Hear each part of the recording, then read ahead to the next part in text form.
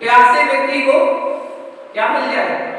पानी मिल जाए, भूखे को भोजन मिल जाए, भटके हुए को रास्ता मिल जाए और रोगी का स्वास्थ्य लाभ हो जाए, तो संपूर्ण जग के संपूर्ण प्राणी, हर व्यक्ति जिसको जिसकी आवश्यकता है उसको उस वस्तु की प्राप्ति होने पर सुख का एहसास करता है कि मुझे सुख मिल गया, सुख की प्रतीति होती है, सुख का अनुभव होता है, सुख का एहसास होता है। इस प्रकार सूर्य के उदय होने पर कमल खिल जाते हैं, चारों दिशाओं में सुगंधित महक जाती है, महक बिखेरने लगते हैं, बादल की गड़गड़ाहट आने पर मयूर नाचने लगते हैं। उसी विशेष अर्थ होता है मयूर को जब बादल गड़गड़ाहट करते हैं। उसी प्रकार श्रद्धावान, विवेकवान, क्रियावान जो श्रावक है, जो दाता है, मुनि जनों को देख करके भक्ति से झूमने लगता है, जो मुनि के दर्शन करता है आनंदित होने लगता है। वह श्रावक आनंद से उसके नेत्र अश्रुपात हो जाते हैं, खुशी के मारे, दुख के मारे नहीं, खुशी से, जो किसी कल्पना भी नहीं की थी, सोचा भी नहीं था कि इस समय, ऐसे समय हमारे घर पर मुनिराज के चरण पड़ जाएंगे बिना पार्टी दिए, हमारे घर में साधु के चरण पड़ जाएंगे, तो प्रसन्नता हो जाती है और प्रसन्नता में इतना खुश हो जाता है कि नेत्रों से आंसू भी अश्रुपात होने लगते हैं, आंखें नम हो जाती हैं। संत जनों को देखने मात्र से व्यक्ति के परिणाम बदल जाते हैं, भावों में परिवर्तन आ जाता है, जीवन बदल जाता है। फिर उनके लिए अगर क्रिया में सहयोगी बन गए तो, आहार दान दे दिया तो आहार दान की महिमा का तो कहना ही क्या है। जब देखने मात्र से मन प्रसन्नित हो जाता है तो उनको अपने हाथों से आहार दान करके क्या अनुभव होगा वो तो व्यक्ति स्वयं जान सकता है। आहार दान आंखों का गहना है, आभूषण है, भाव से आहार देता है, उसके घर में अतिशय चमत्कार स्वतः प्रकट हो जाता है, चार देवों द्वारा प्रकट हो जाते हैं। दान देने से एक अलग प्रकार का सुख अनुभव में आता है। संत को दान देना सबसे बड़ा सुख है, आनंद का मेला है। आहार दान से बड़ा कोई उत्तम कार्य नहीं, क्योंकि दान देने वाला 5 प्रकार के भूषणों से युक्त होकर दान देता है। जिस प्रकार जब श्रावकगण भगवान की पूजा करते हैं उस समय 9 स्थानों पर चंदन लगाते हैं, जो आभूषण के प्रतीक स्वरूप होते हैं। तिलक लगाता है, कुंडल लगाता है, हार लगाता है और बंद पहनता है और कंकण पहनता है, नाभि में नाभि तिलक करधनी का प्रतीक होता है। ऐसे स्थानों पर वह आभूषण के प्रतीक स्वरूप चंदन का तिलक लगाता है। तो दान के 5 भूषण कौन से होते हैं? दान के 5 भूषण, 5 भूषण पहनकर वो दान देता है। तो पहला भूषण मालूम क्या है? आनंद पूर्वक दान देना। कैसे देना? आनंद पूर्वक। श्रावक श्रोता आनंद पूर्वक दान देता है, अपने भाग्य की सराहना करना कि आज हमारा कितना पूर्ण कर्म का उदय आया है, जो जलते भरते भगवान हमारे घर में आए, अब हमारा भाग्य। इस प्रकार से आनंद मनाता है। मुनि के साथ में जो आहार देने आए हैं अथवा जो आहार देखने आए हैं, उनको भी भोजन का प्रसाद वितरण करता है और अपने पुण्य को और बढ़ाता है, उसको मनाता है अपने घर में मुनि के आने का। आनंद पूर्वक दान देना। दूसरा भूषण कौन सा? आदर पूर्वक दान करना।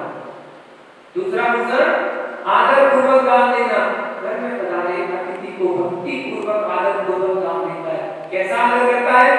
कितने प्रकार से आदर करता है? प्रदक्षिणा, पाद प्रक्षालन, पूजन, नमस्कार करना, शुद्धि और आर्जन शुद्धि, ये 9 भक्तियां करता है।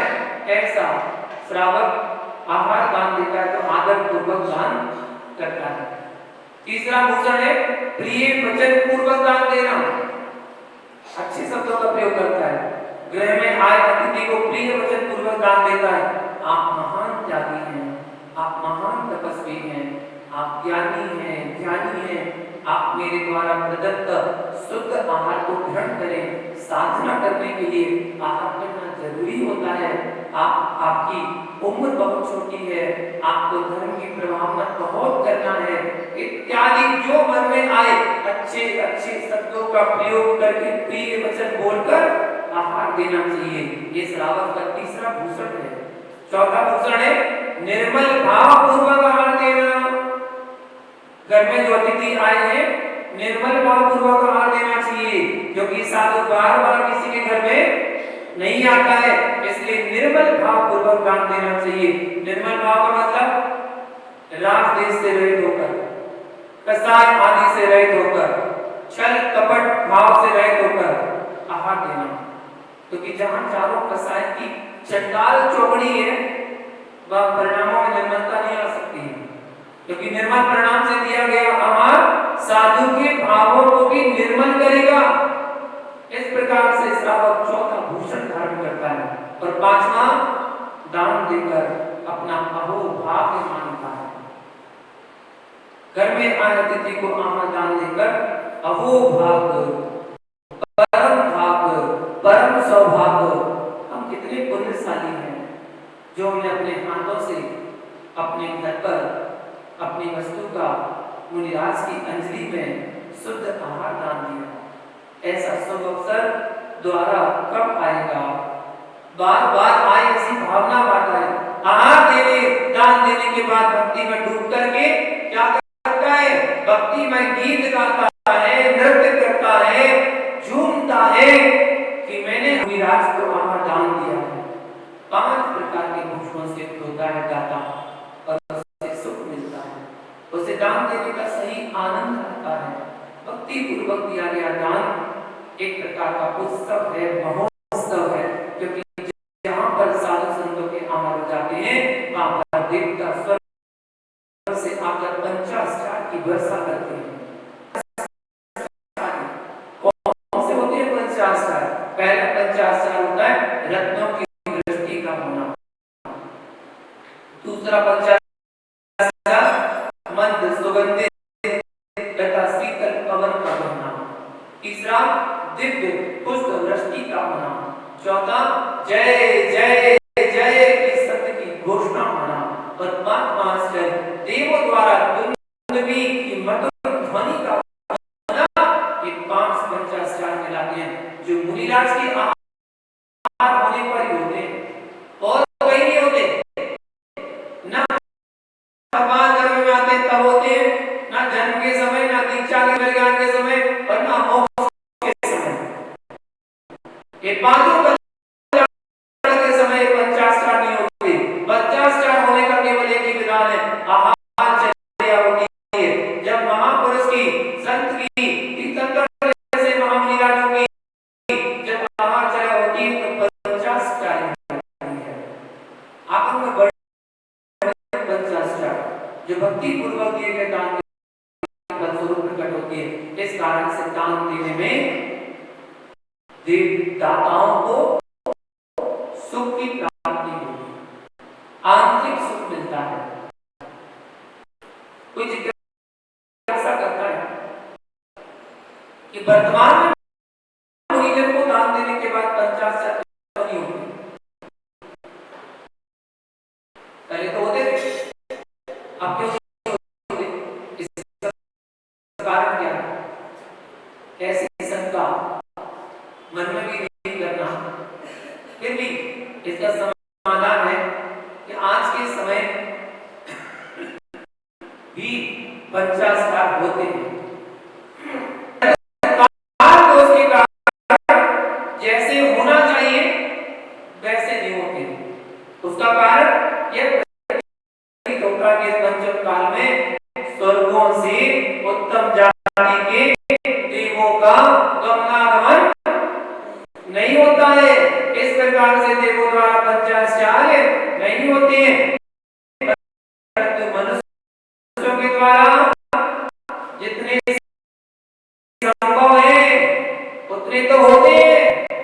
जैसे मुनिराज के आहार होते हैं वो भी पुष्प वृष्टि करता है मुनिराज के ऊपर, वो भी जयकारा लगाता है जोर जोर से। जयकारा लगाता है, अपने घर में आहार के पश्चात बैंड बाजे बुलाता है, तुरई बुलाता है और मधुर ध्वनि करता है इत्यादि देवों द्वारा नहीं तो मनुष्यों के द्वारा जितने उतने तो 50 साल कर ही लेता है, उतने तो हो ही जाते हैं। शक्ति जो भी उसके आता है वो कुछ ना कुछ उपहार बांटता है। हमारे यहाँ मुनिराज के हाल हो गए सर्वथा अभाव नहीं कहा जा सकता है, भक्ति पूर्वक दिया गया दान दायक होता है, परंतु मुनिदान के सदा दुख ही प्राप्त होता है। दान ना देने का भाव भाव में दुख पाता है, भाव भाव में दुखी होता है। किस समय आंख बंद करके सोता है, दान के समय करके सोता है, दान देने के भाव नहीं करता है, दान के किसी को सम्मान प्राप्त नहीं होता। है जो आज भिखारी हैं, जो भूखे रहते हैं, भूखे भटकते सदा परेशान रहते हैं, उन्हें चाहिए कि उन्होंने पूर्व जन्म में किसी त्यागी व्यक्ति को कोई दान नहीं, जिसके कारण से आज उन्हें कष्ट भोगने पड़ रहा है। दान नहीं दूंगा तो आगे भी कष्ट ही मिलेगा, हम आज दान करेंगे मुझे मिलेगा, ऐसा जरूर सोचता है वह श्रावक, समझता है। प्रति दान की प्रवृत्ति हर श्रावक को करना चाहिए। दान धर्म के बिना कभी किसी को क्या हुआ है? नहीं। सुख तभी है जब हम छोड़ते हैं, सुख की प्राप्ति तभी होगी जब हम दान देते हैं। कैसे सुख को प्राप्त करके दान नहीं देता? हर श्रावक को सुख प्राप्त करते हुए चतुर्विध संत को दान के भाव की प्रवृत्ति कर, जिससे सुखमय जीवन बन सके। आहार दान का भाव क्यों नहीं होता? स्वयं सोचो, कहीं राजा शरणी श्री कृष्ण के भाव क्यों नहीं हुए नरक, और के भाव क्यों नहीं हुए आहार दान करने? वो भी तो आहार दे सकते थे, और तो चक्रवर्ती थे, 3 खंड के थे, आहार देने के भाव क्यों नहीं? जिसकी बंद हो जाता है वह जीव किसी मुनिराज को अपने हाथों से नहीं कर पाता। उसके आहार दान देने के भाव राजा शरण्य की महारानी छेलना ने बहुत सारे मुनियों को आहार, राजा शरण्य के भाव नहीं बने, आहार देने से भाव बने नहीं, क्योंकि राजा नरक आयु का बंद कर चुका था। इसलिए सदैव अपने जीवन में आहार देते रहना चाहिए, अपनी परीक्षा करते रहना चाहिए कि हम खोटी गति से बचे हुए हैं। आहार दान के भाव बनाते रहना चाहिए, क्योंकि आहार दान के बिना और गुरु सेवा के बिना सदैव दुख प्राप्त होता है। दान मुक्ति का वरदान है, ज्ञानी जनों के लिए, अज्ञानी के लिए नहीं। अज्ञानी अज्ञान में जीता है और अज्ञान में मरता है और अज्ञान का मन चाहे प्रवृत्ति करता है, इसी कारण से दुखी होता है, क्योंकि अज्ञानी प्राणी अज्ञानता के अंधकार में चूर रहता है, जिसके कारण दान धर्म से बहुत दूर रहता है, उसके भाव नहीं होते हैं। क्योंकि राजा शरण्य ने अज्ञानता में मुनिराज के ऊपर उपसर किया था और बना हुआ सर्प डाल दिया था। अज्ञानता में उन्होंने 7वें नरक की 33 साल की आयु को बंद किया था, परंतु अज्ञानता का जब पर्दा दूर हुआ, परिणाम विशुद्ध हुए, सच्चे संतान का जन्म हुआ, तो जो 33 साल की आयु थी उसका आकर्षण कर दिया, और आकर्षण करते करते सिर्फ पहले नरक में मात्र 84,000 वर्ष की आयु शेष रह गई। सब आयु का आकर्षण हो गया। 33 साल जो बिताने थे नरक में, वो मात्र 84,000 वर्ष में रह गए। और वो 84,000 कौन से?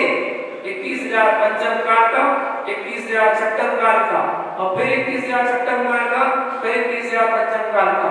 ये चारों काल बीत जाने के बाद चौथा काल आएगा, तो पुनः पहले तीर्थंकर के रूप में राजा शरण्य का जीव यहाँ पर फिर आएगा और तीर्थंकर बनेगा।